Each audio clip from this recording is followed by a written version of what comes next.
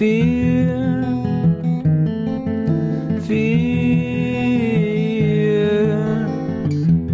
fear.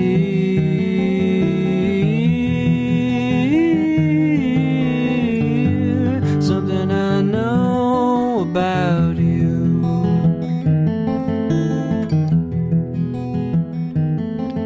Desire.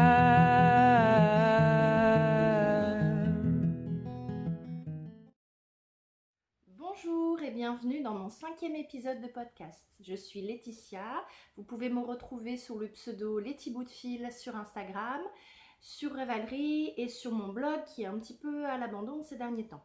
Je vous mettrai comme d'habitude en dessous les liens. Alors ça fait un moment que je n'ai pas tourné d'épisode. En effet, j'ai regardé le dernier épisode date de mi-juillet. C'était un épisode où je revenais sur mon expérience du CAP métier de la mode vêtements flous. Et depuis, c'est pas l'envie qui m'a manqué de retourner un nouvel épisode, mais c'est le temps. Le quotidien faisant, j'ai pas eu le temps de vous montrer mes derniers projets. À savoir que sur mes premiers épisodes, je m'arrangeais toujours pour être toute seule à la maison, pour être tranquille, sans mon conjoint, sans les enfants, pour tourner. J'ai pas réussi à trouver un moment opportun jusqu'à présent, à savoir qu'en plus en hiver, les jours étant plus courts, c'était compliqué pour moi d'avoir assez de luminosité pour tourner. Et là, je me suis fait à l'idée que ça allait être compliqué d'avoir un moment toute seule à la maison avec tout ce qui se passe en ce moment avec le Covid-19. Donc du coup, moi je suis à l'étage dans une des chambres et mes deux garçons qui font d'habitude beaucoup de bruit sont devant un grand dessin animé. Donc ça me laisse un grand moment pour vous présenter tous les projets que j'ai fait depuis la dernière fois. Donc il y a beaucoup de choses, mais pas tant que ça. J'ai un peu tricoté, un peu cousu, mais pas énormément non plus. Et à savoir qu'il y a eu un petit peu de changement dans ma vie depuis le dernier épisode. Donc ceux qui me suivent sur Instagram le savent déjà, les autres non. Donc je vous montre un petit peu mon état vu de profil. Voilà, nous attendons un troisième petit garçon pour fin juillet. Voilà, donc le confinement est fini, mais nous on continue à rester confinés à la maison pour prendre aucun risque. Donc toutes les coutures que j'ai fait l'été dernier, il y a une grande partie d'entre elles dans lesquelles je ne rentre plus, donc je ne vous les présenterai pas, je vous les présenterai plus tard. Je vais vous présenter tous les projets tricot finis, ça va être un épisode assez long et je pense que du coup je vais pas parler des futurs projets et des en cours, ça sera assez long comme ça. Donc on va commencer par le tricot, on continuera par les vêtements cousus et je ferai une dernière rubrique avec tout ce qui concerne plutôt les enfants en couture avec des accessoires et des déguisements. Et je mets à la fin, comme ça les personnes qui ne sont pas intéressées ne sont pas obligées de suivre jusqu'au bout. Alors j'ai pris des notes pour essayer de ne rien oublier parce qu'il y a des projets qui datent. Et j'ai essayé de me remettre un petit peu dans les projets pour me remémorer un petit peu tout ça parce que ça date un petit peu. Donc ce que je porte, je vous présenterai dans la partie couture tout à l'heure. C'est un projet que je ne vous avais pas encore présenté. C'est la robe que je portais déjà mon dernier épisode en juillet. Mais vous voyez que du coup la morphologie a changé, mais mon ventre de baleine rentre toujours dedans, donc c'est agréable, je vous la présenterai tout à l'heure. Et je vais commencer donc par le tricot. Donc j'ai 5 projets tricot qui sont finis depuis l'épisode 4 que j'avais dû tourner fin mai. Alors, le premier, qui était commencé la dernière fois, je vous l'avais montré. Hop, voilà. C'est le pull Mathilda. Donc j'avais déjà commencé de Along avec Anna. Donc je l'ai fait en taille 90 cm. Je l'avais commencé en avril, donc oui, je vous avais montré le début, et je l'ai fini fin juillet dernier. Donc je l'ai beaucoup porté à l'automne. C'est un pull en fingering qui est très léger. très agréable. Donc là je vous l'enfilerai pas parce que du coup j'ai pris la poitrine et du ventre, donc ça donnera pas du tout le même effet. Je vous aurais bien inséré une petite photo, mais malheureusement j'avais pas pris le temps de le prendre en photo. Mais oui, je l'ai porté tout l'automne avec la petite veste qui est derrière et que je vous présenterai tout à l'heure. Alors que dire sur ce projet? Donc c'est de la laine fingering. Donc j'ai utilisé un peu moins de 3 écheveaux, il me reste ça. Donc c'est une laine que j'avais achetée chez Lily Neige, une laine à teindre que j'avais teinte moi-même en coloris violet assez sombre. Et pour ça j'avais utilisé les teintures Greener Shade. Je suis désolée pour mon accent anglais. Qu'est-ce que je peux vous dire d'autre? Donc c'est un format, enfin un montage assez classique. Donc c'est un projet qui se tricote du haut vers le bas. Donc à un moment c'est un pull raglan. Donc à un moment on va mettre les mailles des manches en attente que l'on va ensuite reprendre pour tricoter les manches en rond. Donc oui, il se tricote donc en rond, en aiguille circulaire. C'est un pull qui est fait avec un point de semis. Donc c'est un jersey avec de temps en temps, on voit pas très bien, des petites mailles en vert. Et donc ensuite, une fois qu'on a monté tout le corps, on reprend donc les manches qu'on tricote en rond. En bas des manches et en bas du corps, il y a des côtes torse. Et à la fin, on reprend des mailles pour tricoter des côtes dans l'encolure. Voilà, c'est un projet très agréable à tricoter, très agréable à porter aussi, que j'aime beaucoup. C'est pas exclu que j'en tricote un autre à l'avenir. Voilà, donc je l'aime beaucoup celui-ci et je l'ai déjà beaucoup porté et maintenant je ne rentre plus dedans. Pour le moment, mais c'est temporaire. Ensuite, je vous les présente dans l'ordre où je les ai finis, à savoir que vous verrez que les derniers, je les avais commencés plus tôt. Donc ceux-là, c'est 2 projets qui sont allés très très vite. Ce sont des tours de cou tricotés pour mes garçons. Donc c'est eux qui ont choisi leur coloris. Louis, il voulait du bleu et du gris. Donc il est doublé également en gris. Et Augustin, lui, il voulait du orange. Donc avec du gris et l'intérieur est doublé en noir. Donc c'est un modèle de snow qui n'est pas du tout prévu pour les enfants normalement. C'est un modèle adulte d'un designer québécois qui s'appelle Maxime Cyr. Donc normalement c'est un modèle adulte mixte et moi je l'ai adapté pour en faire une taille enfant. Alors comment je l'ai adapté? J'ai simplement fait monter moins de mailles et j'ai fait une hauteur plus petite. Donc j'ai monté seulement 120 mailles, je sais plus combien il en fallait mais j'en ai enlevé bien une vingtaine ou une trentaine. Et j'ai fait seulement 20 cm de motif, normalement je crois qu'il en fait 35. Alors, comment se monte ce projet? Donc, on commence par les côtes. On fait un montage provisoire. On monte les côtes avec la première couleur. Ensuite, on arrive dans le point fantaisie. Donc, le point fantaisie, ça ressemble un petit peu au point du châle Brium. C'est des alternances de mailles en droit, mailles en vert de mémoire avec des mailles glissées. Donc alternance avec les 2 couleurs.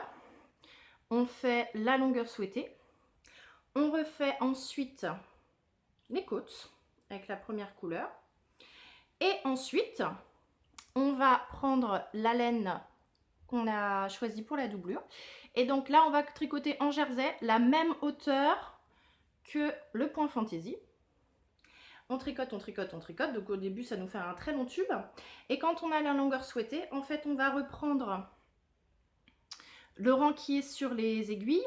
On va remettre les mailles du montage provisoire sur une autre paire d'aiguilles. Et on va terminer en fermant avec un grafting. Alors, je sais même plus de quel côté j'ai fait mon grafting pour essayer de vous montrer. Je crois que j'avais jamais fait un grafting aussi long. Bah, sur ce modèle-là, j'arrive même pas à voir de quel côté. Je crois que c'est celui-là, mais je suis pas sûre. Voilà, donc en plus dans du noir, on voit rien du tout. Dans celui-là, on le voit un petit peu plus, je crois. C'est en bas le grafting, je crois. Là, ça se voit peut-être un petit peu plus, mais voilà. Je suis assez contente du grafting. Je vous remettrai à chaque fois, je crois que je suis un tuto, parce que j'oublie toujours l'ordre dans lequel on prend les mailles pour faire un grafting, donc je suis un tuto sur une vidéo tutoriel sur internet, je vous mettrai le lien en barre d'infos en dessous. Donc si je vous ai pas dit, en fait dans les côtes, on fait des jetés pour faire 2 boutonnières. Et après, on tricote. Donc moi, j'ai pris la même laine que la doublure. Donc normalement, il est préconisé de prendre un fil type mohair et de le tricoter donc à l'intérieur en double pour la doublure. Et du coup, de prendre 8 fils pour le cord. Du coup, moi, j'ai pris une laine type sport. Donc du coup, je l'ai tricoté en simple pour la doublure. Et j'ai pris 4 fils pour faire le cord. Donc en fait c'est pas compliqué, il suffit de, c'est très bien expliqué, ça se fait assez vite de tricoter des mailles en droit en reprenant toujours la même maille, je sais plus exactement, ça se fait très très bien, ça monte assez vite et donc il y a des petits nœuds au bout pour éviter que la cordelette en cord se sauve. Donc mes loulous les adorent. Je les ai terminés pas longtemps avant le confinement, je crois, en fin février. Donc ils n'ont pas eu le temps de les mettre parce que du coup les pauvres, ils n'ont pas eu l'occasion de les mettre parce qu'ils sortaient plus. Et donc ça sera pour l'automne et l'hiver prochain. Au niveau des laines que j'ai utilisées, j'ai pris de la laine Drops. Donc le bleu, le gris et ce gris là qui est plus foncé avec le orange. C'est de la Lima de chez Drops. Donc j'ai pris les coloris, le gris clair c'est le 19, le bleu marine c'est le 9016, le gris moyen pour le deuxième modèle, celui-là c'est le 8465, ça fait rêver, et le orange c'est le 707. Je crois, je sais plus. Et pour l'intérieur, j'ai pris également de la drop, c'est de la Baby Merino. Donc la noire et la gris. Voilà, et j'ai pris, il me reste de la Lima, j'avais commandé suffisamment pour leur faire des bonnets assortis. Je compte faire des bonnets en jacquard, donc ça sera mes premiers jacquards. Donc ça sera pour l'automne prochain, donc je me presse plus trop, parce qu'il y aura un peu le temps. Mais j'ai prévu voilà, de leur faire des petits bonnets assortis, et ils sont très contents de leur petit col. Qui tiennent bien chaud, voilà, qui sont bien doublés. Et puis l'avantage c'est que vraiment ils peuvent les resserrer en haut pour vraiment que ça, il n'y ait pas de courant d'air. Voilà, je vous ai tout dit. Donc c'est un projet qui se tricote en 4 et 3,5. Donc je sais plus ce qui se tricote, je crois que 3,5 c'est peut-être pour les côtes et puis après en 4, je sais plus de mémoire. J'ai noté que c'était en 3,5 en 4. Et je vous avais pas dit, le Mathilda, je l'ai tricoté avec des aiguilles 3,25. Donc voilà pour les 2 premiers projets. Le projet suivant. Alors, c'est un gilet que j'avais commencé fin octobre. Donc je ne vous l'avais pas présenté dans les projets. J'avais dû vous le présenter dans les projets futurs, mais il n'était pas commencé. Donc c'est un gilet qui est tricoté en laine de Drops également, c'est la Drops R, coloris, c'est pas du blanc, je crois que c'est une blanc, si c'est blanc cassé. Alors j'avais vu ce gilet, c'est Ambion qui s'en était tricoté un exemplaire avec la même laine et je l'avais trouvé très joli, donc j'ai vraiment copié. Je suis une vilaine copieuse. Alors je l'ai fait en taille M, tricoté avec des aiguilles 4,5 et c'est un modèle d'Elizabeth Smith. Donc c'est un modèle qui est exclusivement en anglais. Donc c'est un gros gilet doudou. Alors, au niveau du montage, celui-là, il se tricote du bas vers le haut. Alors, j'ai pris des notes parce que comme ça fait un moment que je l'ai monté, il y a des choses que j'ai oubliées. Donc, on commence par monter les côtes. Hop, tout en sachant qu'en même temps, on tricote la bordure qui se tricote tout du long. Hein. C'est pas des mailles relevées à la fin, c'est vraiment, elle se tricote tout du long. Donc, on monte nos mailles pour le bas du gilet. On tricote les côtes et la bordure de chaque côté. Ensuite, en parallèle, je crois que je les ai montés avant, enfin, je sais plus. Parallèlement au corps, on a tricoté les manches séparément, les deux manches, donc du bas vers le haut. On met les mailles en attente et on a tricoté également les petites poches qui sont là. Hop, les petites poches plaquées, en fait, elles se tricotent avant. Si je dis pas de bêtises. Oui, elles se tricotent avant. Ou celles qui sont... Oui, elles se tricotent avant. Donc ensuite, on continue à tricoter le corps. À un moment, on va mettre en attente... J'ai complètement oublié comment on fait ça. Non, c'est juste des poches plaquées, je sais plus. Pour ce modèle-là. Non, elles sont juste plaquées. Oh, je sais plus.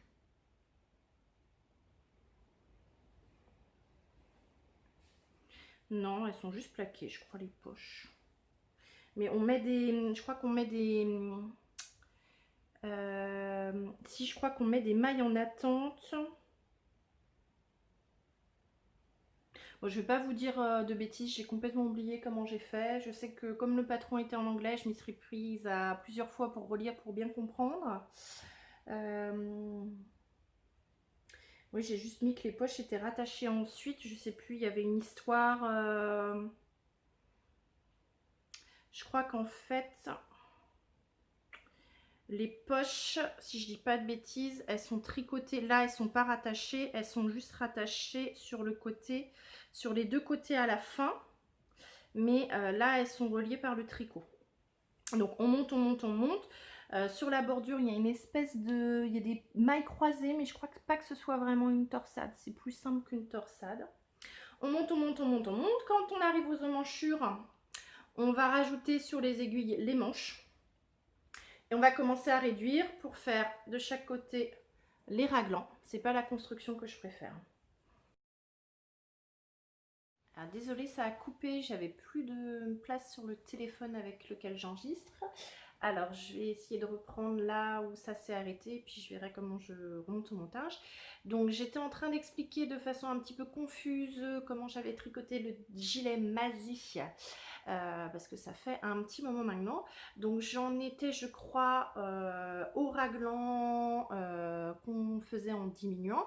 Donc, on arrive en encolure, on va mettre ici les mailles de côté. On va continuer à tricoter la bordure du côté droit et du côté gauche.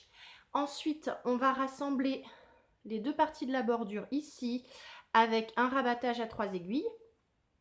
On va reprendre des mailles sur la bordure et faire un autre rabattage à 3 aiguilles avec les mailles qu'on avait laissées en attente de mémoire. Donc là, on voit mon rabattage à 3 aiguilles sur la bordure et sur l'encolure.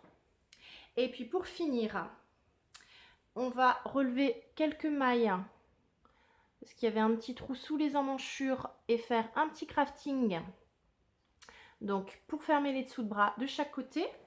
Et on avait les poches qui étaient reliées en bas et pas sur les côtés. Donc on va faire des petites coutures là et là de mémoire pour rassembler les poches. Alors c'est un gilet super confortable qui est plus du tout de saison. Je vais l'enfiler pour vous montrer.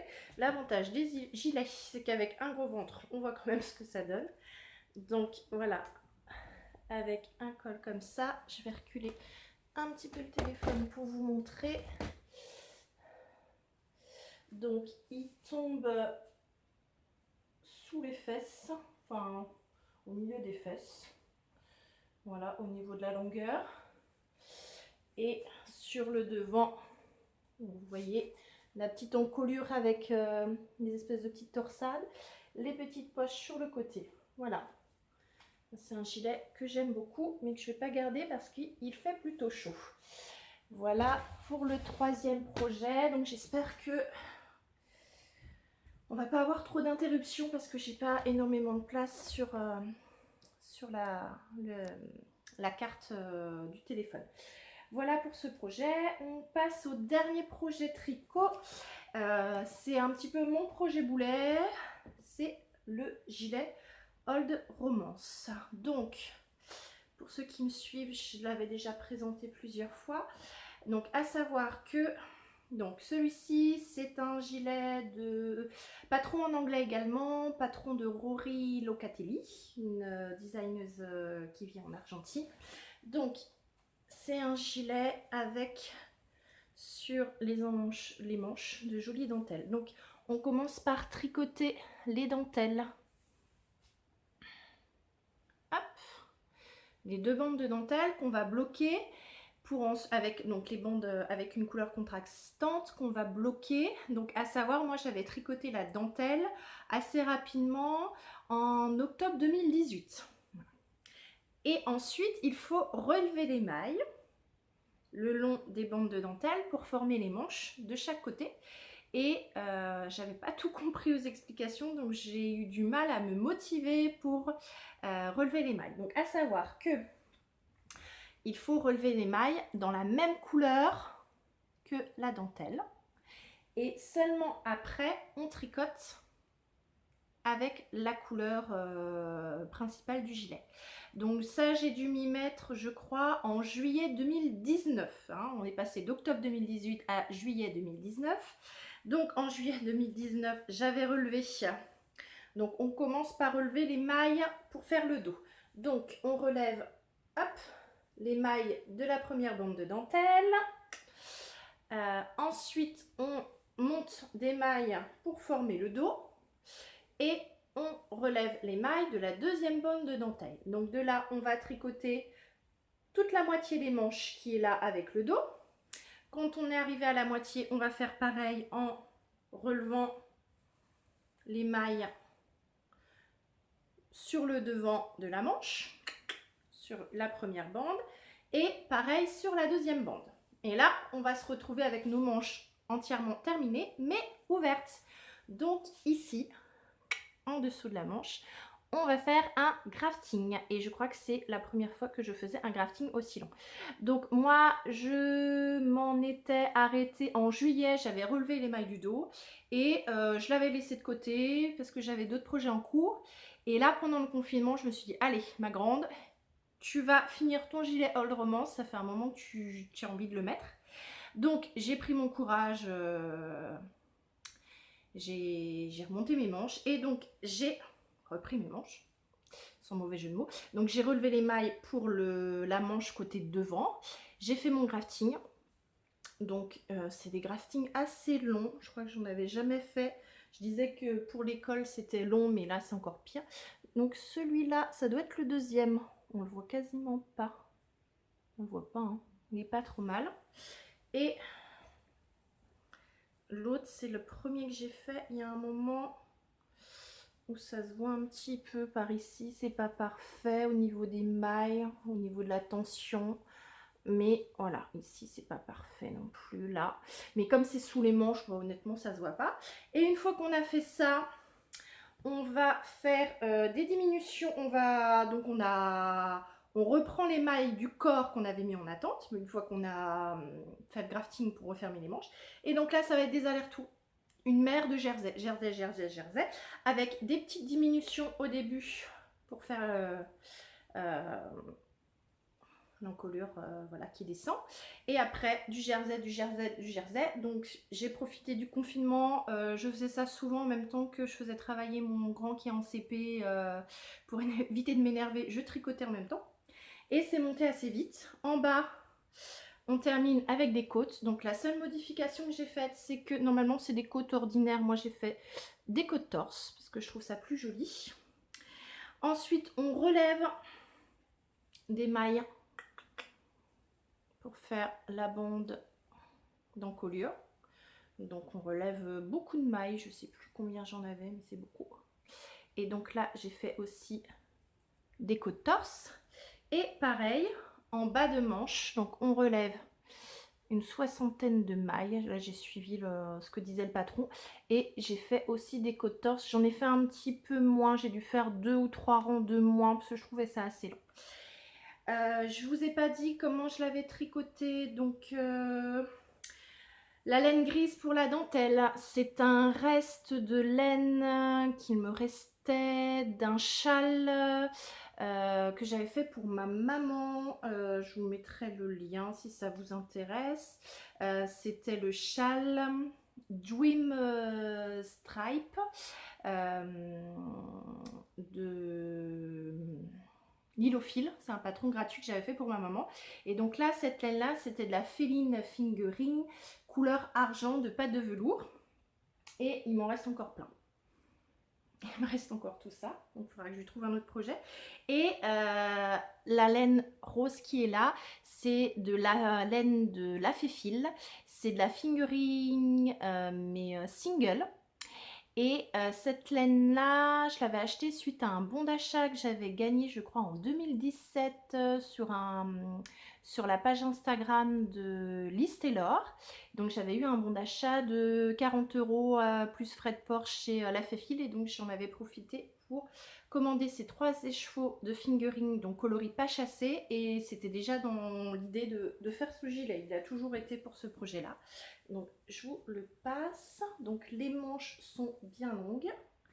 Et alors comme c'est de la single, il est tout doux. Et c'est vraiment super agréable. Donc je vais reculer un petit peu comme tout à l'heure. Hop, pour vous montrer.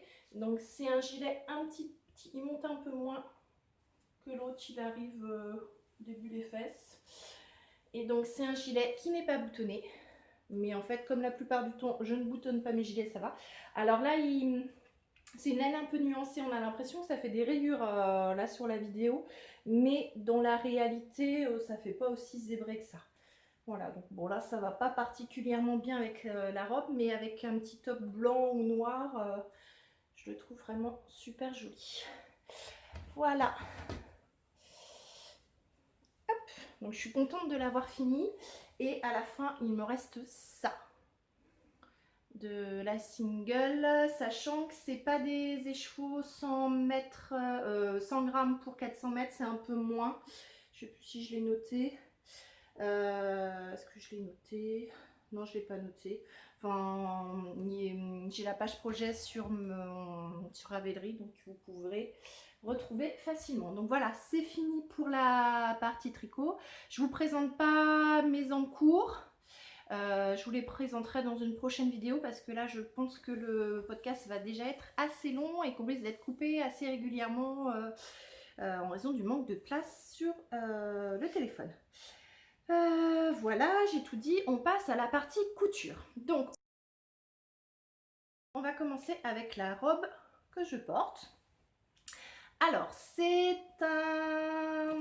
une robe que j'ai fait en suivant le patron La Désinfolte. Donc c'est la marque ODV, on dirait des vrais de La Jolie Girafe. Donc vous me direz mais c'est pas du tout une robe. Oui, c'est une blouse. Normalement c'est une blouse. Je vous avais présenté une blouse en broderie anglaise noire dans un précédent épisode. Et donc j'ai beaucoup aimé ce modèle. Et Nathalie des Jolies Girafes avait présenté elle-même des modifications de ce patron pour en faire des robes. Enfin, elle avait montré des photos et donc moi je m'étais dit que ça serait parfait pour faire une robe. Donc j'ai modifié par rapport au patron, j'ai dû rajouter à la basque 20 cm et au lieu de faire les manches 3/4 avec les volants, j'ai raccourci pour faire des manches courtes. Alors, je ne sais plus si les manches courtes sont proposées dans le patron, je crois pas. J'ai fait j'ai estimé, j'ai tracé une ligne sur le patron de la manche pour faire une manche courte.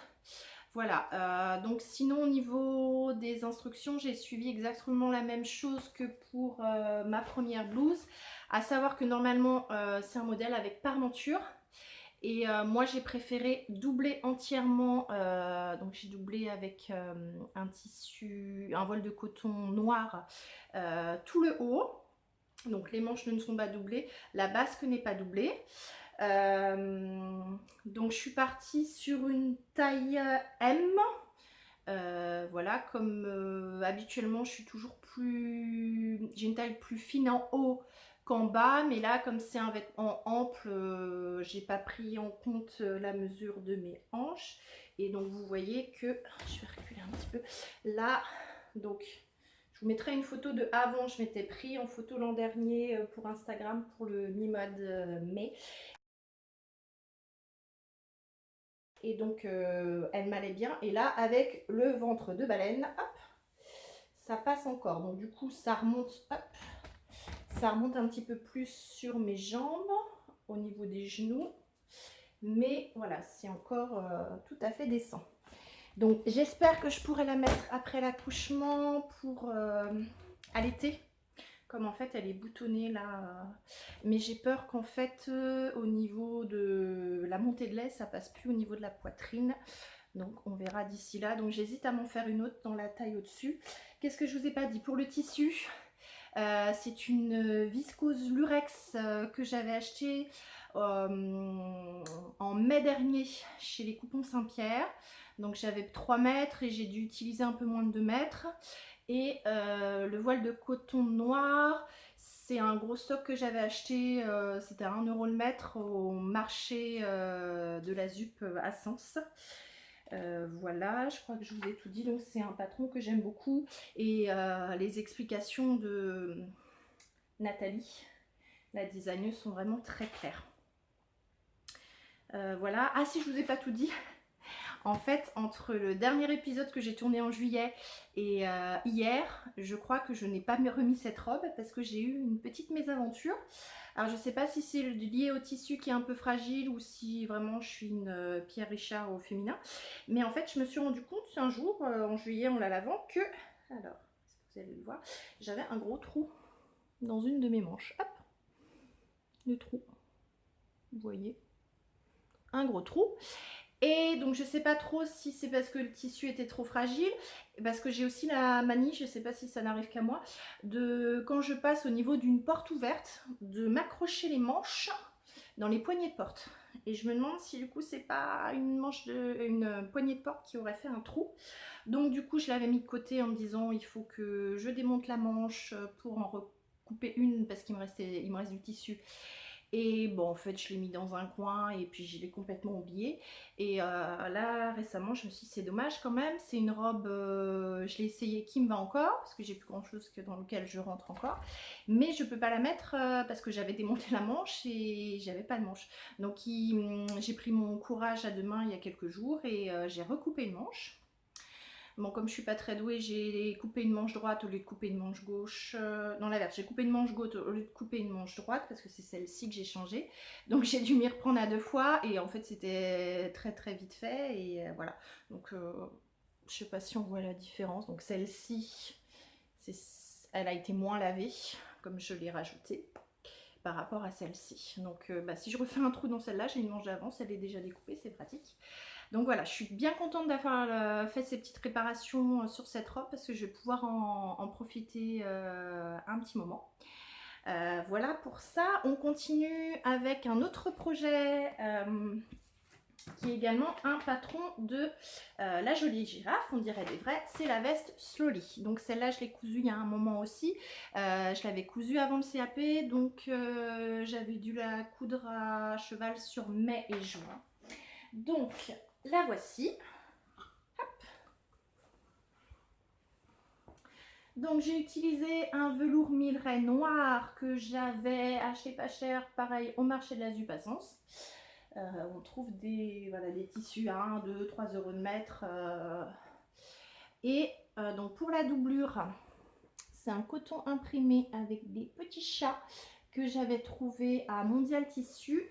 Et pour les manches, par contre, c'est aussi un tissu spécial doublure que j'avais acheté à Mondial Tissu. Mais voilà, c'est un tissu antistatique. Ça permet d'éviter d'avoir les manches qui s'accrochent. Donc Voilà, c'est une veste que j'ai beaucoup portée avec le petit pull Mathilda. Alors, qu'est-ce que je peux vous dire pour le montage? Les finitions sont tip top. Les explications de Nathalie sont tip top. Donc, à savoir qu'il y a un livret. Je ne vais pas vous tout vous montrer, mais moi je l'ai imprimé du coup avec mon patron qui fait 15 pages. Donc, vraiment, tout est bien détaillé. À ça, je ne l'ai pas imprimé. Il y a un autre livret qui explique les ajustements possibles si jamais il y a des choses qui ne vont pas au niveau de la poitrine, par exemple, au niveau des emmanchures de bras, je ne sais plus. Enfin, il y a plusieurs choses à adapter en fonction des morphologies de chacun. Donc, moi, je suis partie sur une taille, je suis partie entre deux tailles, parce que comme je vous le disais, j'ai un buste plus fin que mes hanches. Donc je suis partie sur le haut au niveau poitrine, une taille M, pour descendre jusqu'aux hanches vers une taille L, pardon.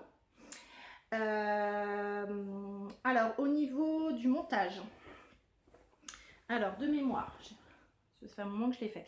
Donc on va déjà s'occuper des devants. On va faire les pinces. Alors c'est du noir, on voit rien. Là, au-dessus des poches, il y a une pince de chaque côté des devants. Non, vous voyez mieux le patron. Là, on va monter les deux pinces. On va assembler la parmenture qui est là, dans le même tissu que la veste, au devant. Ensuite, on va s'occuper des poches. Alors, je crois que ça s'appelle, je ne sais plus si c'est des poches passe-poilées ou paysannes. Donc, j'en avais jamais fait avant. C'est super bien expliqué dans le carnet. Voilà, ça se monte sans difficulté. Et du coup, après, enfin, je trouve que ces genres de poches, on voit rien, c'est du noir, qui rend très très bien, qui a un joli effet. Donc les poches, ensuite on va monter les manches, on va monter le dos, je ne sais plus dans quel ordre. On va mettre, alors il y a des épaulettes et des cigarettes de manche. Alors du coup moi j'ai commandé les miennes sur le site que conseille Nathalie de Les Jolies Girafes sur A&A, je vous mettrai le lien en dessous. Donc j'en ai pris tout un stock en me disant que comme ça si je refaisais des vestes j'en avais d'avance parce que ça coûte pas très cher et quitte à payer les frais de port je me suis dit autant en profiter. Non, ça ressemble à ça au niveau des épaulettes, c'est une épaulette en feutre donc c'est très souple. Ça permet vraiment de donner de la tenue à la tête de manche sans faire quelque chose de rigide. Et la cigarette de manche, ça se présente comme ça en fait. Et ça va se coudre de cette façon-là, le long de une partie de la manche en fait, pour, voilà, pour maintenir la manche. Donc j'en ai pris un petit peu d'avance aussi. Donc une fois qu'on a monté les manches et les épaulettes de manche, les cigarettes de manche, donc super et bien expliqué, je crois qu'il y a plusieurs pas à pas photos sur le blog de La Jolie Girafe où tout est expliqué, donc je crois qu'il y en a un pour les épaulettes, où il y a un lien vidéo en tout cas quelque part, et il y en a un aussi pour la doublure, donc parce qu'après, une fois qu'on a monté toute la veste, on va monter la doublure, et après on va assembler la doublure à la veste, donc ça c'est un petit peu compliqué, j'avais jamais doublé une veste, j'ai suivi le pas à pas de Nathalie sur son blog et c'est vraiment super bien expliqué, je saurais plus vous dire comment j'ai fait, j'ai suivi vraiment les images pour pas me tromper. À un moment on a tout à l'envers, on retourne tout, il reste juste une manche avec un trou, on retourne tout par le trou de la manche et à la fin on finit par faire une couture, donc c'est pas cette manche là, c'est l'autre, on finit par faire une couture invisible dans l'espace qu'on avait laissé ouvert de la manche et c'est fini. Voilà, donc elle n'est pas parfaite ma couture invisible, mais voilà, ça se voit pas, c'est à l'intérieur, c'est dans la doublure. Qu'est-ce que je vous ai pas dit? Il y a plusieurs parties qui sont entoilées, il faut de l'entoilage aussi, notamment au niveau des poches, au niveau des bas de manche. Pour que ça se tienne, là c'est entoilé et je crois que c'est également entoilé au niveau du bas de la veste. Alors le seul petit souci que j'ai moi, il y a un peu plus d'ampleur pour la doublure pour pas que ça soit déchiré, mais moi en fait je vais peut-être rajouter des petites coutures invisibles. Je me demande si ça s'appelle pas un glaçage. vous me direz, parce que ça a tendance du coup, quand je la porte, à descendre comme ça par rapport à la couture. Donc je vais vous la passer, je rentre encore dedans parce que c'est une veste qui ne se ferme pas. Voilà, même si c'est plus pour faire joli que pour tenir chaud maintenant. Donc je vous montre. Hop. Voilà, même si vous voyez pas grand chose parce que c'est noir. Donc là, on a les poches de chaque côté. Le petit col. Ah oui, il y a un moment, je vous ai pas dit, avant de mettre la doublure, on fixe le col.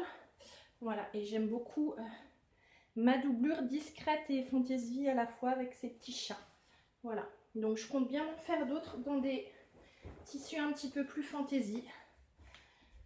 Quand j'aurai trouvé le tissu qui me plaît bien. Donc voilà, si vous voulez coudre une veste, franchement, je vous conseille ce modèle. Il n'est pas très très cher. Je crois qu'à l'époque, j'avais dû le payer 5 €. Ça a dû augmenter un petit peu. Ça doit être dans les 6 €, 6,50 € le patron PDF. Oui, c'est un patron PDF, je voulais vous le dire. Hop.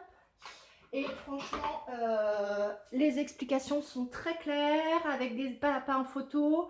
On est vraiment pris par la main. Moi, c'était ma première veste et j'ai eu aucune difficulté parce qu'il y a quand même pas mal de points techniques entre les poches paysannes, le fait que ce soit entièrement doublé, la pose des épaulettes. Voilà, c'est vraiment un patron que je recommande. Donc voilà, je vous ai tout dit pour cette veste. On passe à la troisième couture qui est plus récente parce qu'après j'ai fait d'autres coutures mais je ne rentre plus dedans, donc je vous les présenterai quand je rentrerai à nouveau dedans. C'est à nouveau une robe. Hop. Donc c'est la robe Aubépine de Direndou. Donc j'ai l'ancienne version, c'est la pochette la plus ancienne. Donc cette fois c'est pas un patron PDF, c'est un patron pochette. Je suis partie sur une taille 42 parce que je me suis basée sur mon nouveau tour de poitrine, comme j'ai pris un peu beaucoup de poitrine avec ma grossesse.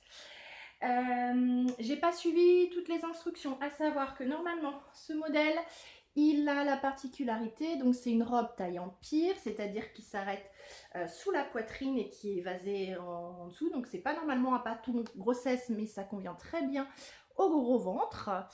Voilà, et donc normalement il y a des plis religieuses sur les manches et sur le buste, et moi vu que le tissu que j'avais choisi, j'ai décidé de ne pas faire de plis parce que je pense que ça n'aurait pas, vu que c'est un tissu à motif et vu la texture du tissu, je pense que ça n'aurait pas marqué, ça n'aurait pas été génial. Donc je me suis dit c'est beaucoup de travail pour quelque chose qui va pas rendre. Donc j'ai pas fait ça, et normalement c'est une robe qui est entièrement doublée. Moi j'ai choisi uniquement pour le confort de doubler le buste mais pas la jupe. Donc pour le tissu, c'est encore un tissu de mon marché. C'était un tout petit coupon, c'était pas à la coupe celui-là. Je crois que j'avais un peu plus de 2 mètres, j'en ai eu pour 6 €. Et je sais pas trop ce que c'est comme matière, mais je pense que c'est pas une matière naturelle, je pense que c'est un polyester, vu la texture.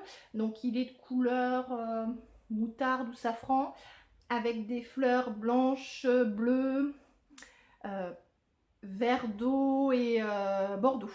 Voilà, donc très joli. Et quand je l'avais vu au marché, je l'avais acheté pour faire une aubépine. Donc on commence par faire le buste avec les pinces poitrine. Ensuite on assemble le devant et le dos. On fait la même chose, pince poitrine, assemblage devant et dos pour la doublure.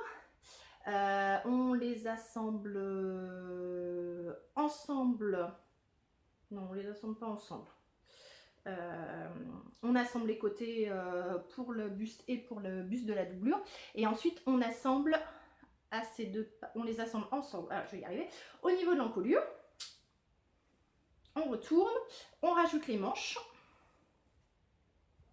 Je crois que ça se rajoute à la fin, enfin je sais plus.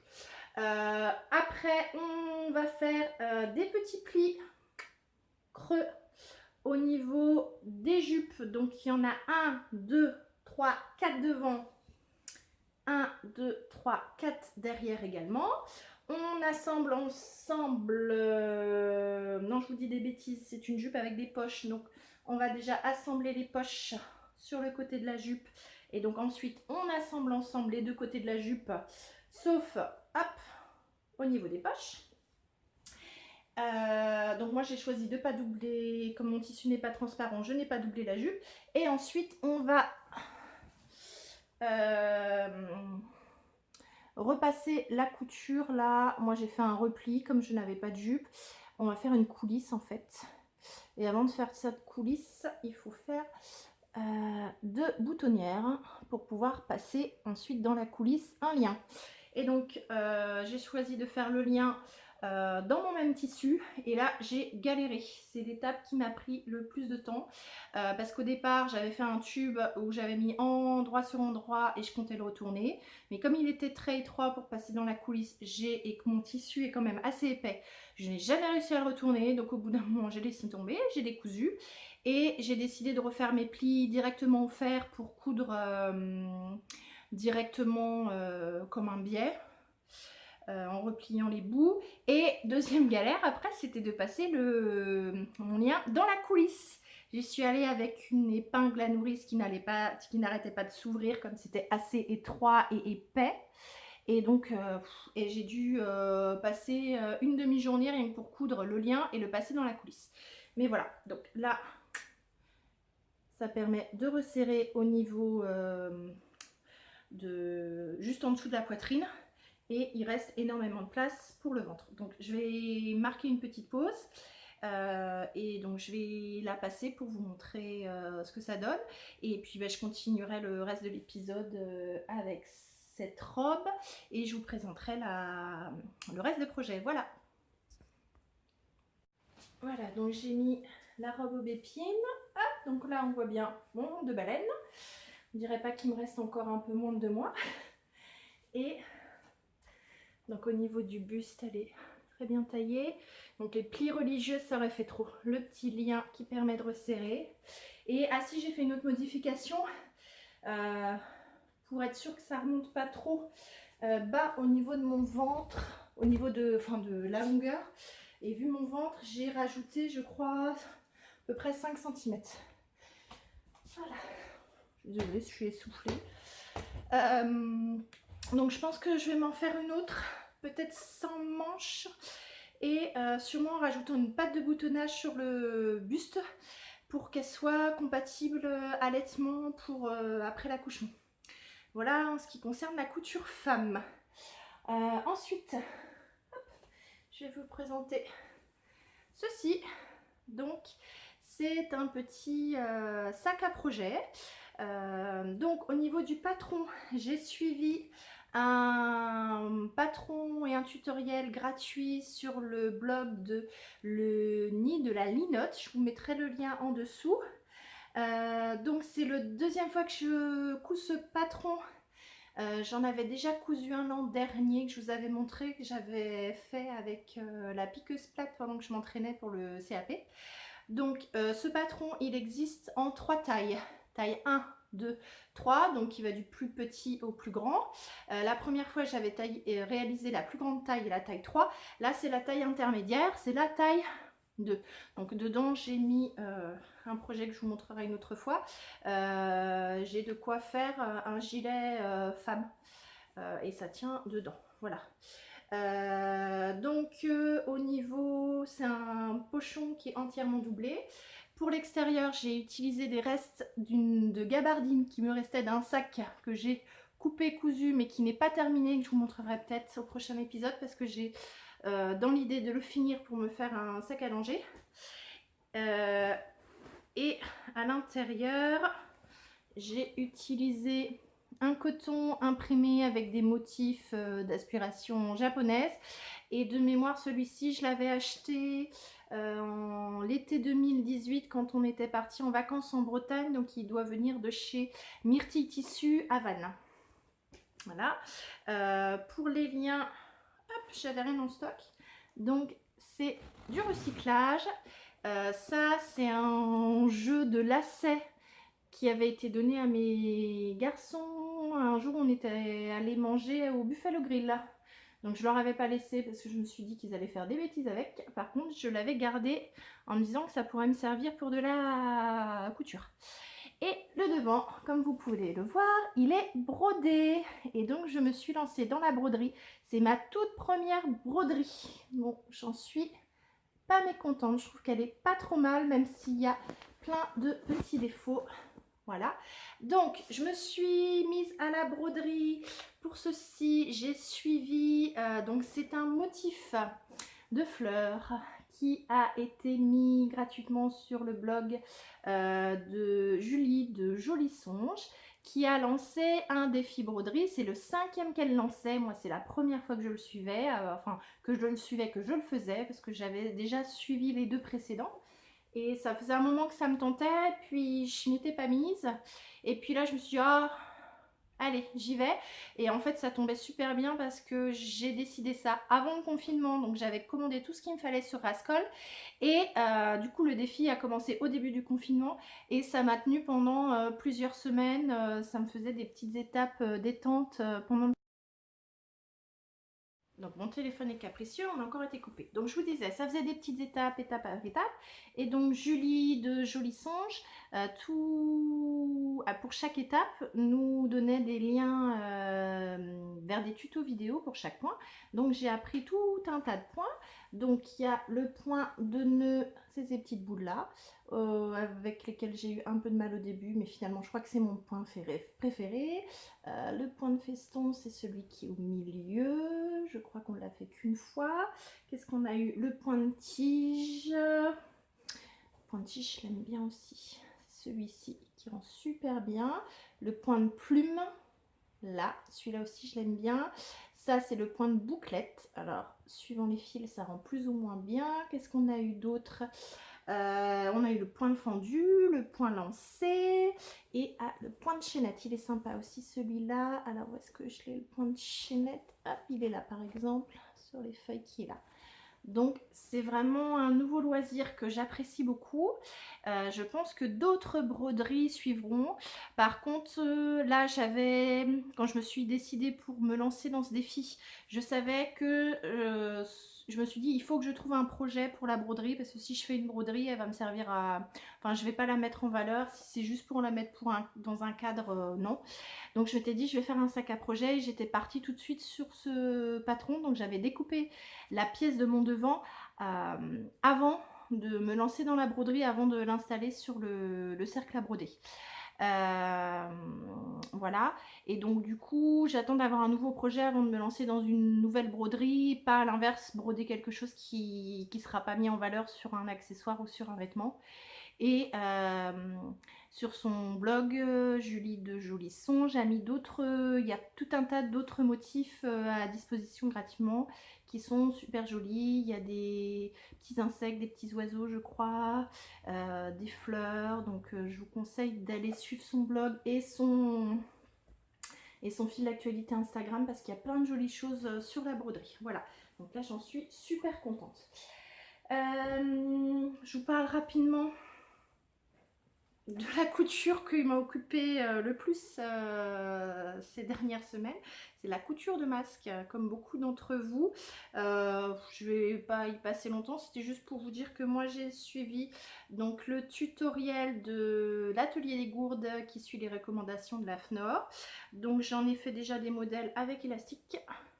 Et finalement pour moi, ce que je préfère porter quand je sors, c'est avec des liens Trafilo en jersey. J'avais une pelote que j'avais achetée chez Action qui traînait dans un tiroir, donc c'était l'occasion. Et moi je mets des petits liens au niveau du nez, des petits liens de fil, de sac de congélation pour pincer le nez, et je trouve que c'est... Moi ça tient au lavage, je passe pas au sèche-linge, on n'a pas de sèche-linge, donc ça vieillit bien. Donc j'en ai cousu plus d'une soixantaine, parce que j'en ai cousu pour nous, pour nos familles, j'en ai cousu aussi pour mon village. Et on a dû sortir les loulous cette semaine pour aller à la mairie. Et donc j'aurais fait chacun un petit masque aussi taille enfant. Ils ont choisi hop, leur tissu. Voilà, je passe pas plus de temps sur les masques. Ça doit vous donc gonfler d'en voir partout, cousu, partout. Donc voilà, donc là je terminais ma partie couture plus adulte, et là je vais passer à la partie couture qui concerne les enfants. Donc si ça vous intéresse pas, je vous dis à la prochaine, et ceux que ça intéresse, et bah, vous continuez avec moi. Donc il y a des vieux projets, mais j'avais envie de vous les présenter quand même. Donc déjà j'ai tout ce que j'ai cousu pour mon deuxième garçon Augustin est rentré en septembre dernier à l'école en petite section. Donc je lui ai cousu des petites choses pour l'école. Donc l'école nous avait demandé un petit sac pour la bibliothèque. Donc je vous montre rapidement, je lui ai cousu un petit tote bag avec un tissu du stock qu'il a choisi, les petites voitures. Hop. C'est un tissu que j'avais commandé il y a des années avant sa naissance sur un site américain. C'est un tissu de Mike Meyer, je crois, ou Kaufman, oh, je sais plus. Enfin, un des designers américains. Il y avait plein de tissus de ces deux designers sur le site. Et donc, juste pour vous dire que j'ai suivi un tutoriel qui n'est pas tout récent sur un blog. Ça date de 2012, je crois. C'est donc le tutoriel du tote bag de Piu, je vous mettrai le lien en dessous. Et donc ce tote bag, quand je veux faire un tote bag, c'est toujours celui que le patron que je suis, il y a des coutures anglaises. Donc je trouve que les finitions sont tip top. J'ai suivi le patron, sauf que comme j'avais pas assez de tissu, j'ai fait et que c'est pour mon fils, j'ai fait des anses un petit peu plus petites. Normalement elles sont plus grandes. Par contre je suis un petit peu dégoûtée, j'ai pas pris le temps pour l'emmener à l'école de faire un flex et de le coller avec son prénom, et donc du coup ils m'ont marqué avec un marqueur son prénom et sur l'envers, mais forcément ça traverse, donc voilà, je pointille un petit peu mais ça m'enquiquine un peu quand même. Voilà, donc je lui ai fait un petit tote bag donc pour ramener le livre de bibliothèque de l'école. Donc là avec le confinement tout est revenu à la maison, donc j'en profite pour vous montrer. Et je lui ai cousu des petites choses pour le dortoir, pour la sieste, comme il a une petite section. Je lui ai fait une petite couverture. Donc c'est lui qui a choisi ses tissus aussi. Voilà. Donc il a choisi le tissu avec les petits dinosaures qui font des travaux. Donc ça c'est un coupon de 3 mètres que j'avais acheté au coupon Saint-Pierre en 2015 je crois. Donc dans le magasin, c'était à l'époque je crois qu'ils ne faisaient pas d'envoi. Et donc pour le devant, j'ai décoré avec son prénom. J'ai fait des appliqués, des gros appliqués pour écrire Augustin dans un tissu qui allait bien avec, un coupon rouge que j'avais en stock. Et donc il est doublé avec un tissu tout doux. Ça c'est un tissu, c'est ce qui me restait du ventre du coussin Lion Simba que j'avais fait pour Louis en 2016 peut-être. Donc c'est tout doux. Et donc du coup pour la grandeur de la couverture, je me suis basée sur ce qui me restait de ce tissu tout doux. Donc du coup elle est grande sans être trop grande non plus, et je l'ai triplée avec du molleton. Donc elle est vraiment douce et chaude, donc il l'aime beaucoup. Et pour aller avec, je lui ai fait un petit coussin assorti. Donc le devant c'est le même tissu, et au dos j'ai mis un reste d'un imprimé beige que j'avais trouvé dans une boutique de tissus à Sens. Et ça, j'avais acheté ça pour faire son plaid avec tous les petits carrés dans les tons beige, marron, gris. Je vous avais présenté à mon premier podcast. Et donc c'est fermé sur le côté j'ai pris une fermeture invisible que j'avais dans le stock, donc ça s'ouvre sur le côté. Et comme j'avais pas de coussin en stock, je voulais que ce soit confortable, je lui ai acheté un oreiller. Et en fait j'ai fait à la largeur de l'oreiller, et je voulais pas que ce soit un gros oreiller non plus, donc je l'ai raccourci. J'ai enlevé un peu de rembourrage et je l'ai refermé. Donc du coup c'est entièrement déhoussable. Donc pour laver c'est plus pratique, et comme c'est un vrai oreiller, c'est super confortable pour dormir. Donc la maîtresse nous a tout rendu quand on a su que les écoles allaient fermer. Donc j'en profite comme c'est à la maison pour vous montrer. Donc voilà, j'ai cousu des choses pour l'école. Pour Augustin, pour Louis, il est beaucoup invité à des anniversaires. Et quand il est invité à des anniversaires de copines, et bah j'en profite pour coudre des choses de filles. Comme je n'ai que des garçons et que j'attends un troisième garçon, quand j'ai l'occasion de coudre pour des petites filles, j'en profite. Donc il a été invité par 2 copines fin 2019, donc je l'ai cousu des petits sacs. Alors je peux pas vous les montrer évidemment parce qu'ils ont été offerts. Le premier, j'ai même pas pris le temps de le prendre en photo, mais c'était déjà un... Je vais vous montrer quand même le modèle et je vous mettrai des photos parce qu'en fait je l'avais réalisé une première fois en 2017 pour une autre copine dans son ancienne école. Et là j'ai fait, c'était quasiment le même, il y avait juste le tissu de doublure qui était différent, mais c'était le même. Donc je vous en parle comme ça, si vous avez besoin d'idées pour faire des petits cadeaux quand vos enfants sont invités à des anniversaires, voilà, c'est l'occasion. Donc le premier, il est issu de ce livre. J'aime beaucoup pour tout ce qui est accessoires, j'aime beaucoup les livres Création. Donc celui-là, c'est un livre de Laetitia Guénaud, alias Letty Bricole. C'est le En piste création ou couture pour petits et grands enfants.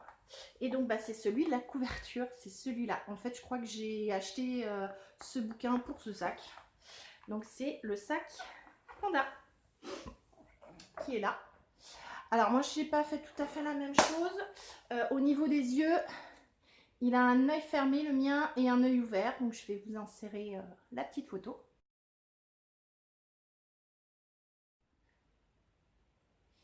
Et puis en dessous, dans la barre d'infos, je vous mettrai le lien pour...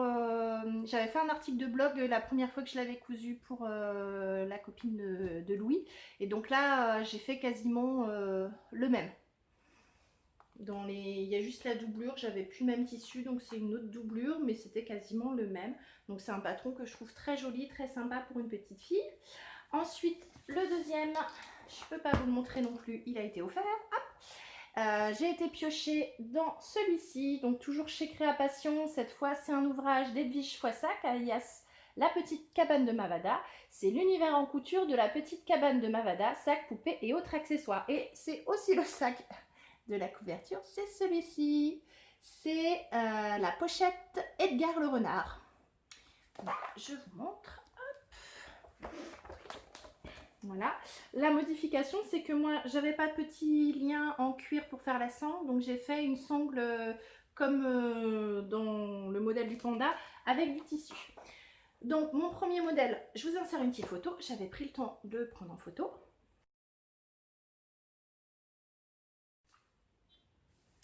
Et donc, comme je l'aimais beaucoup, j'en ai fait un autre dans la foulée. Je me suis dit que comme ça, j'en avais un d'avance si il était invité à la dernière minute à un anniversaire. Donc le premier, il était dans une suédine violette. Et celui-ci, je l'ai fait dans une suédine marron. Donc il n'est pas fini.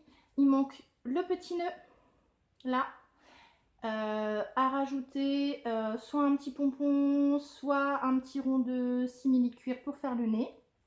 Et la bandoulière, parce que je me suis dit que bon, je le ferai quand j'aurai décidé de la couleur en fonction de à qui il voudrait offrir le sac. Mais du coup, le plus gros est frais. Il manque la bandoulière à coudre, à accrocher et le petit nœud à coudre et puis le petit nez. Voilà. Donc un super joli modèle avec un petit fermoir hop, magnétique qui est là. Voilà. Voilà pour les cadeaux d'anniversaire. Alors j'ai une petite interruption, j'espère que la lumière n'a pas trop diminué. Il me reste 2 petites choses à vous présenter, ce sont les déguisements. Donc avant les vacances de février, le carnaval a eu lieu dans l'école, enfin les écoles de mes garçons. Donc j'ai fait un nouveau déguisement pour le grand. Il m'a demandé de lui faire un déguisement de dinosaure. Donc je suis partie sur... donc j'ai acheté le patron PDF de Kulalo. Je crois que ça se dit comme ça. Donc c'est une marque allemande. Donc le patron, les explications sont donc en allemand.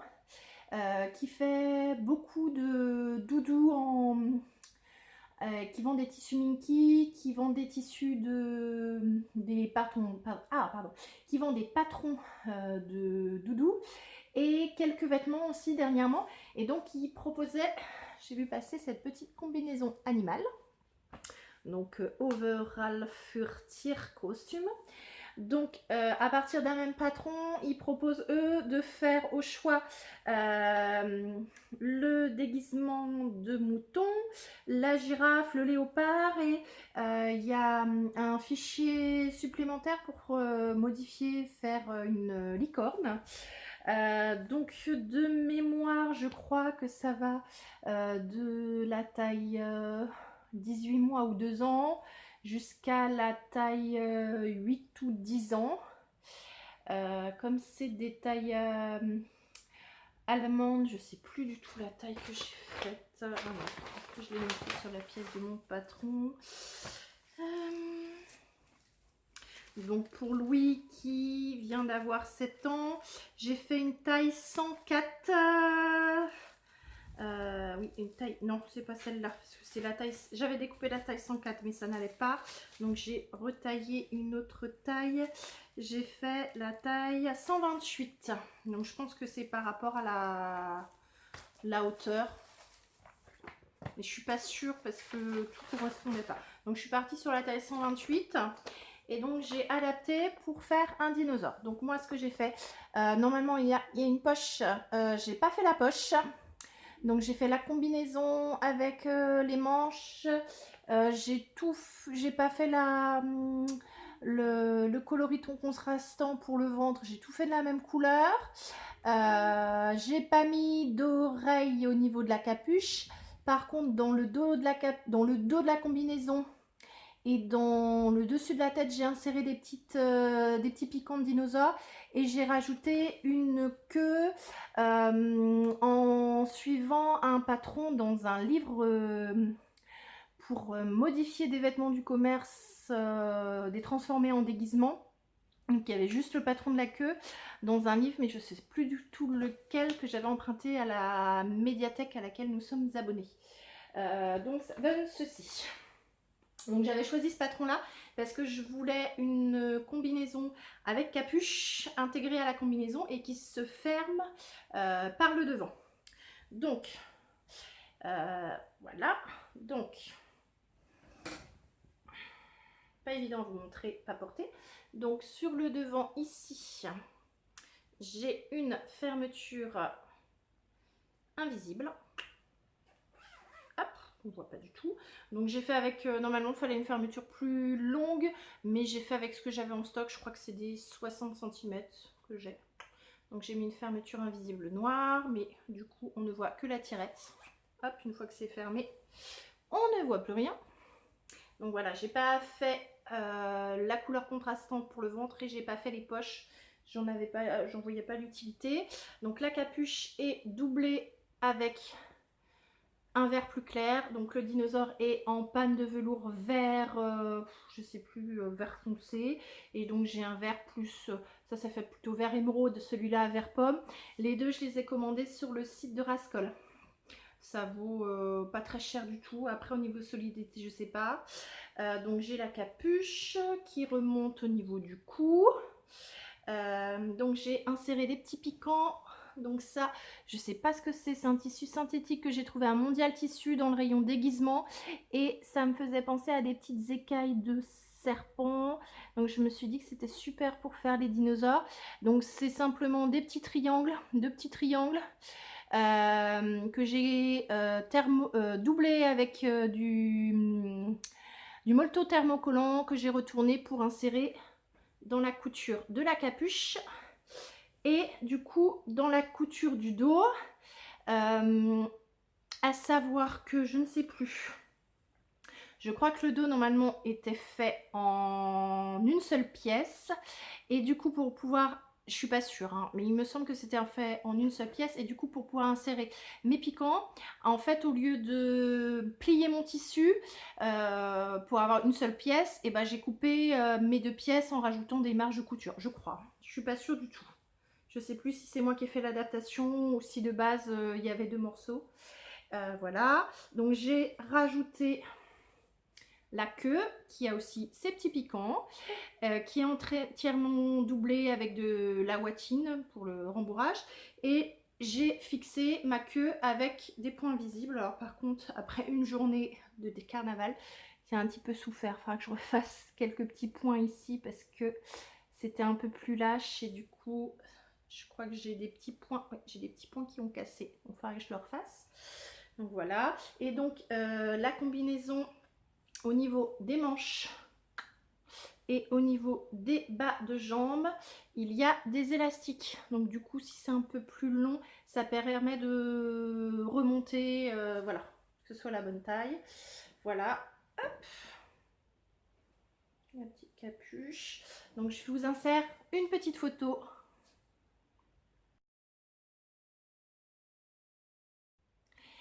Et puis, je vous insère aussi une petite photo de Louis, donc en dinosaure, avec son frère, son petit frère, qui lui est déguisé en ours.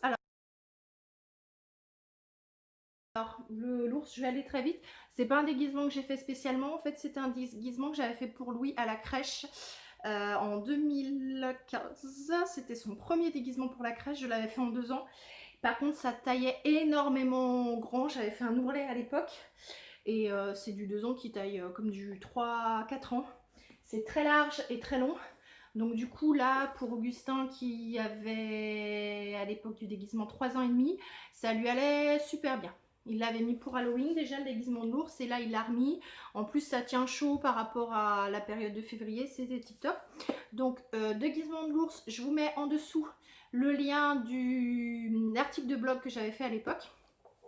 Simplement pour vous dire que donc c'est le livre, le patron qui est issu de ce livre, le patron de l'ours, du livre Contes de fées intemporels, déguisements pour les 2 à 10 ans. Alors c'est un superbe livre avec des déguisements liés aux contes de fées et malheureusement pour moi c'est surtout des jolies robes de princesse, donc que j'aurai pas l'occasion de faire, mais voilà, il y a quelques déguisements pour garçons aussi. C'est un très beau livre d'Astrid Le Provost. Donc Astrid Le Provost, c'est la marque Citronille. Voilà, elle a fait tous les livres intemporels pour bébés, pour enfants, pour futures mamans. Et il y a des patrons pochettes aussi. Donc du coup, c'est un très joli livre. Je vous montre le patron de l'ours dans le livre. Hop. Voilà. Et donc j'avais pris une fourrure à l'époque. J'avais acheté le tissu dans un magasin dans le Loiret. Je crois que le lien est sur l'article de blog normalement. Donc là cette fois la fermeture est claire. Elle n'est pas invisible et elle est dans le dos. Hop. Donc c'est une fausse fourrure ours marron. Et c'est une petite combinaison qui est entièrement doublée avec un coton ou un polycoton marron. Et donc, il n'y a pas d'élastique en bas de manche et en bas de jambe de celui-là. Et la capuche, elle est pas, elle est amovible. Enfin, elle n'est pas amovible. C'est une capuche à part. Elle n'est pas tenue au reste de la combinaison. Hop, avec les petites oreilles. Et pour vous montrer à quel point ça taille grand. Hop, je mets dans le bon sens. Je peux la mettre, je crois, hein, de mémoire. Hop, elle me va. Donc voilà, vous imaginez que c'est censé être du 2 ans. Voilà. Donc comme j'avais les photos des 2 loulous ensemble à Carnaval, je me suis dit peut-être que ça intéresserait certaines d'entre vous d'avoir des idées de déguisements pour garçons. Voilà. Donc je trouve que c'est des déguisements super mignons pour un petit garçon, le déguisement d'ours. Bah voilà, je regarde mes notes, mais je crois que je vous ai tout dit. Et ben j'espère que vous étiez encore au rendez-vous après cette longue absence. Je vous remercie d'avoir regardé jusqu'au bout. J'espère que mes projets vous ont intéressé. Je vais essayer de revenir fin juin ou début juillet avant l'accouchement pour vous présenter les derniers projets. Je vais vous mettre une petite photo aussi de mon carton de la honte que j'ai mis hier sur Instagram.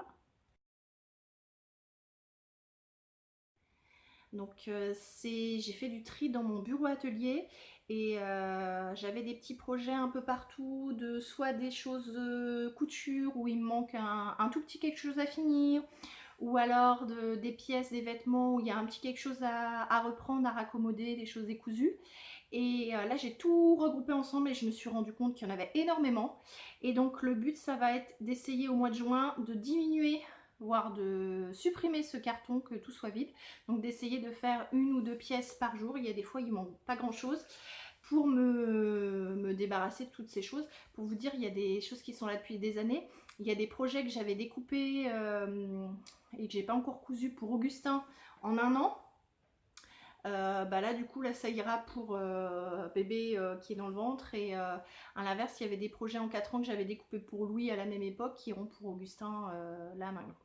Voilà, donc j'espère avoir fini plusieurs pièces de ce carton de la honte et je vous les présenterai dans le prochain podcast. J'espère que je vais pas trop galérer pour faire le montage parce que je suis un petit peu rouillée, ça fait un moment que j'ai pas fait ça.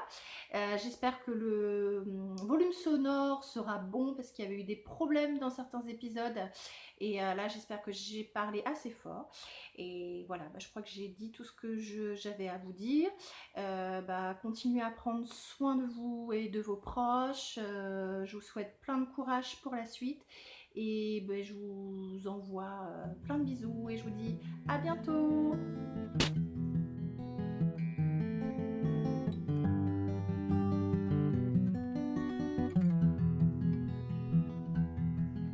Fear